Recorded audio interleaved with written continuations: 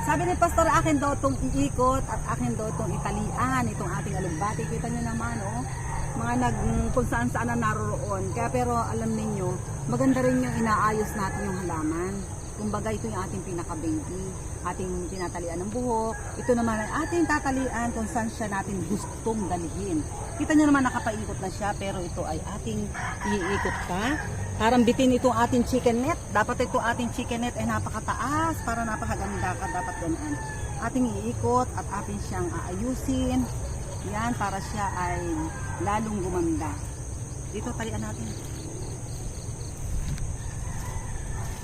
Kita nyo naman, oh, atin siyang tatalian. Para naman siya dito na lang gumawi. Kung saan natin gusto siyang gumawi. Oh. Yan. Oh, meron pa dito sa ano, oh. Alangan naman siya, pagka hindi natin tinalian, lalaglag siya sa baba. Kaya atin siyang iikutin uli. Talaga naman. Oh. Dito. At dito natin siya tatali.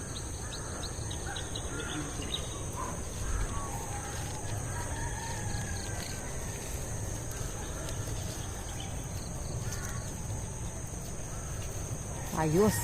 Oh. Dito pa sa kabila. Kita nyo naman.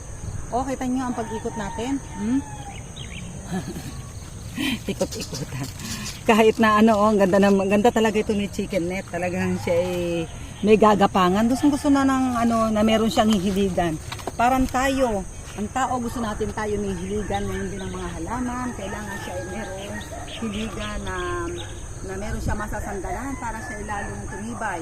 At siya lumago at magbigay kagandahan, kasiyahan sa mga tao ang ating mga alugbati. Kaya atin siyang patuloy na iikot at atin siyang iaayos ang kanyang mga sanga. Oh. Uy! Ito, nagkakasalimbawa na. Kung saan siya.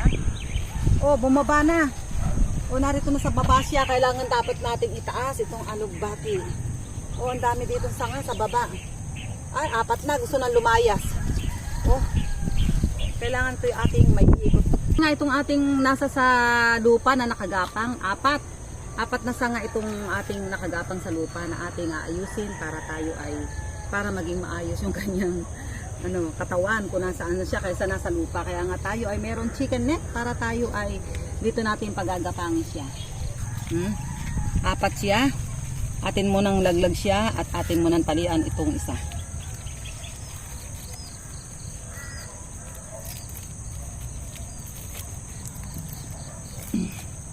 Ayan na po, naikot ko na lahat at tinalian ko yung mga naliligaw na mga sanga ng ating alugbati. Kaya ang ganda-ganda na siya, magbabayunbo na dito ang ating alugbati. Kita nyo naman, ito oh. Ayan.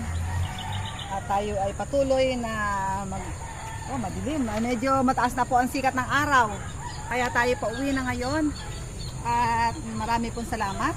Kita nyo naman ang ating alugbati, napakalago na. Marami pong salamat sa patuloy na pagsubaybay sa mga ka-natural ni Pastor Vito.